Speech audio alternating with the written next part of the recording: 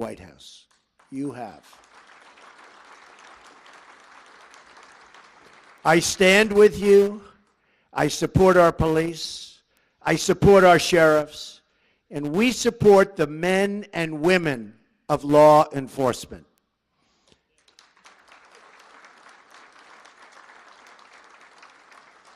Right now, many communities in America are facing a public safety crisis. Murders in 2015 experienced their largest single-year increase in nearly half a century. In 2016, murders in large cities continued to climb by double digits. In many of our biggest cities, 2016 brought an increase in the number of homicides, rapes, assaults, and shootings. In Chicago, more than 4,000 people were shot last year alone, and the rate so far this year has been even higher. What is going on in Chicago? We cannot allow this to continue. We've allowed too many young lives to be claimed, and you see that. You see that all over. Claimed by gangs, and too many neighborhoods to be crippled by violence and fear.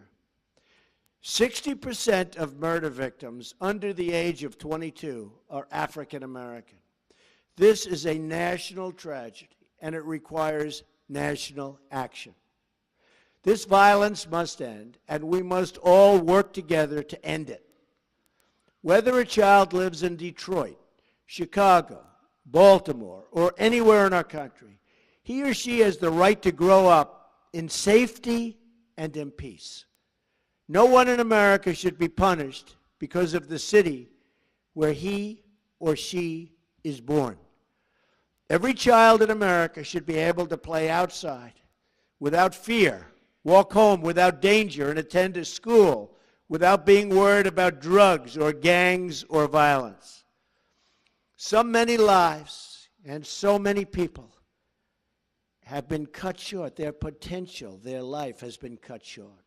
So much potential has been sidelined, and so many dreams have been shattered and broken, totally broken. It's time to stop the drugs from pouring into our country, and by the way, we will do that, and I will say this, General, now Secretary Kelly, will be the man to do it, and we will give him a wall, and it will be a real wall, and a lot of things will happen very positively for your cities, your states. Believe me, the wall is getting designed right now. A lot of people say, oh, Trump was only kidding with the wall. I wasn't kidding. I don't kid. I don't kid. I watch this and they say I was kidding. No, I don't kid. I don't kid about things like that, I can tell you. No, we will have a wall. It will be a great wall, and it will do will be a big help. Just ask Israel about walls. Do walls work? Just ask Israel. They work, if it's properly done. It's time to dismantle the gangs terrorizing our citizens. And it's time to ensure that every young American can be raised in an environment of decency, dignity, love, and support. You have asked for the resources, tools, and support you need to get the job done. We will do whatever we can to help you meet those demands. That includes a zero-tolerance policy for acts of violence against law enforcement. We all see what happens. We all see what happens and what's been happening to you. It's not fair. We must protect those who protect us. The number of officers shot and killed in the line of duty last year increased by 56% from the year before. Last year in Dallas, police officers were targeted for execution. Think of this. Who ever heard of this? They were targeted for execution. 12 were shot and 5 were killed. These heroic officers died as they lived, protecting the innocent, rushing into danger, risking their lives for people they did not even know, but for people that they were determined to save. Hats off to you people. These slain officers are an eternal monument to all of the men and women who protect our streets and serve our public. We will not forget them, and we will not forget all of the others who made that final sacrifice in the line of duty. God has blessed our nation to put these heroes among us. Those who serve in law enforcement work long hours. You work long hours. I know so many sheriffs, so many chiefs, so many police. You work long hours and dangerous hours oftentimes in difficult conditions and for not that much pay relative to what you're doing. They do it because they care. We must work with them, not against them. They're working against you. For many years, they've been working against you. We must support them, not undermine them. And instead of division and disunity, and which is so much disunity, we must build bridges of partnership and of trust.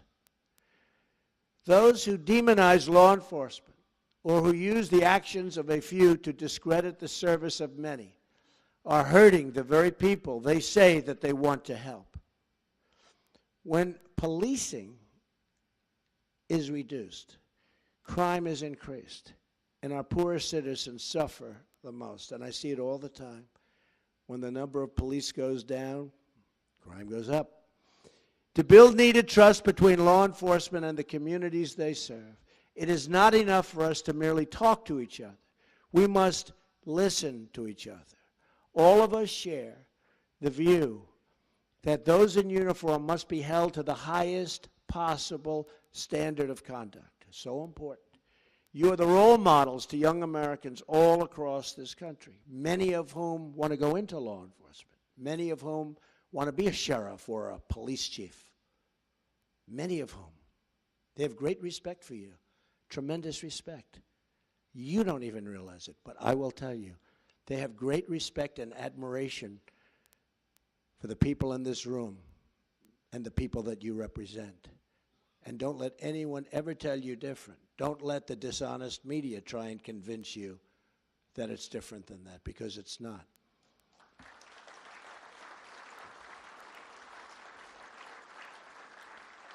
That is why our commitment to law and law enforcement also includes ensuring that we're giving departments the resources they need to train, recruit, and retain talent.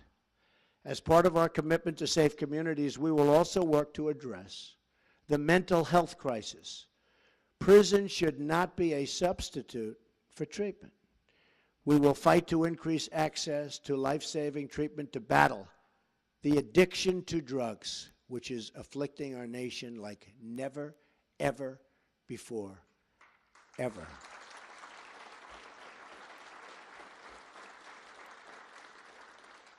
I've been here 2 weeks. I've met a lot of law enforcement officials. Yesterday, brought them into the Oval Office. I asked a group, what impact do drugs have in terms of a percentage on crime?